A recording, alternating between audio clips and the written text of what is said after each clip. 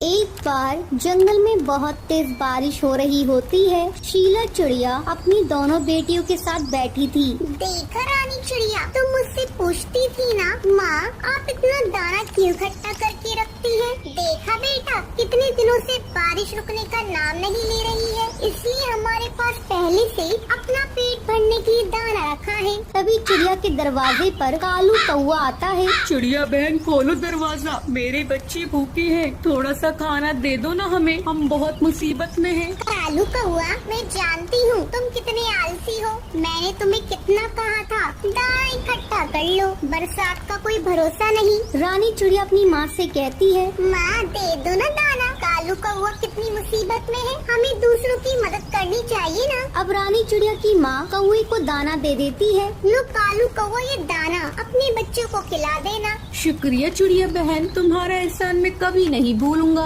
अब कौआ दाना लेकर अपने घोंसले में चला जाता है। वो शीला चिड़िया बहुत ही घमंडी है, उसे अपने दाने का बहुत घमंड है। मैं अब उससे मदद मांगने नहीं जाऊंगा। कल देखो बारिश बंद हो जाए तो दाना लेकर आऊंगा। अगले दिन बारिश रुकने का नाम नहीं लेती है। कौए के बच्चे भूखे होते हैं। पापा भूख लग रही है, रानी चिड़िया से खाना मांग कर ले आओ ना। अब कौआ रात में चिड़िया के घर में दाना चुराने का प्लान बनाता है। जब चिड़िया सो जाती है वो दाना चुराने लगता है। तभी उसकी पूंछ में मोमबत्ती से आग लग जाती है। बचाओ बचाओ, मेरी पूंछ में आग लग गई। तभी रानी चिड़िया अपनी चोंच से आग बुझाती है। ये देखकर कौए को अपनी गलती का एहसास हो जाता है। चिड़िया उसे दाना दे देती है। तो ये थी आज की कहानी। इसलिए हमें हमेशा अपने बुरे वक्त की तैयारी करनी चाहिए। आज का सवाल ये है, कौए का क्या नाम था? अगर आपको पता है तो आप हमें कमेंट करके जरूर बताएं।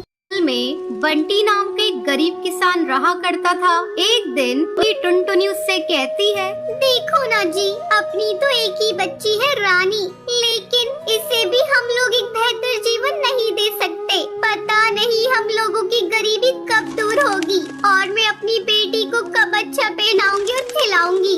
लगता है ये मेरा सपना ही रह जाएगा। टुनटुनी सोचा था इस बार फसल अच्छी होगी के लिए अच्छे कपड़े लाऊंगा, लेकिन किसके चली है। हर बार की तरह इस बार भी फसल अच्छी नहीं हुई। हाँ जी, फसल खराब हो गई और मेरी चिंता भी बढ़ गई।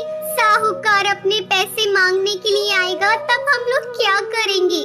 वो तो हम लोगों के घोंसले को हड़प लेगा। पिछली बार बड़ी मुश्किल से अपने घोंसले को हम लोगों ने बचाया था, लेकिन लगता है इस बार हम लोग अपने घर को नहीं बचा पाएंगे। तू चिंता मत कर, ऊपर वाला जरूर कोई न कोई राह दिखाएगा। कुछ दिन इसी तरह गुजर जाते हैं। एक दिन दूसरे जंगल से एक व्यापारी सुंदरवन जंगल आता है।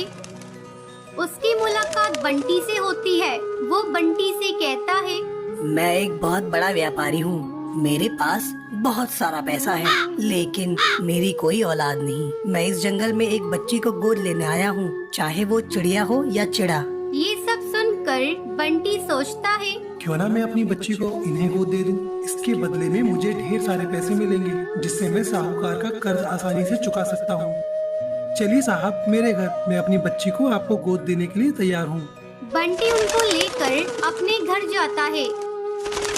वो टुनटुनी को एक कोने में ले जाकर कहता है, टुनटुनी हमारे जंगल में एक बच्चा गोद लेने आए हैं, क्यों ना हम इन्हें अपनी बच्ची रानी को गोद दे दें। बदले में वो लोग हमें बहुत सारे पैसे देंगे, जिससे साहूकार का सारा कर्ज उतर जाएगा। ये आप कैसी बातें कर रहे हैं जी?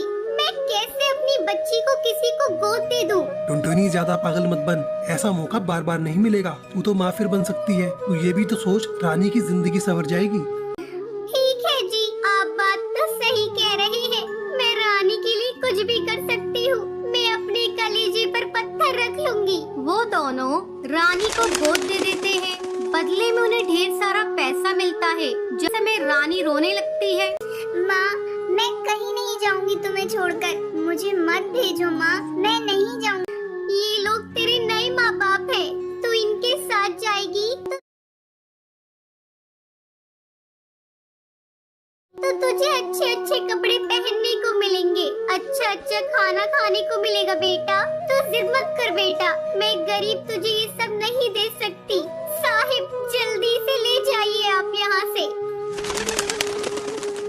टुनटुनी की पड़ोसन दूर से ये सब देख रही थी। वो साहूकार के जाने बाद वहाँ आकर कहती है, छी छी टुनटुनी, तू कैसी माँ है? तू अपनी ही बेटी को अपने से कैसे अलग कर सकती है? मैंने पहली बार देखा है कोई माँ अपनी बेटी के लिए इतना कठोर भी हो सकती है। अब हम लोग तुम्हारे साथ कोई रिश्ता नहीं रखेंगे। बहन, अगर तुम मेरी जगह होती तो तुम क्या करती? मैं तो अपनी बेटी को बेहतर चाहती हूँ, इसलिए मैंने उसे गोद दे दिया और ये मेरी बेटी है। मैं अपनी बेटी के साथ कुछ भी करूँ, आपको बोलने नहीं है। आप यहाँ से जा सकती है।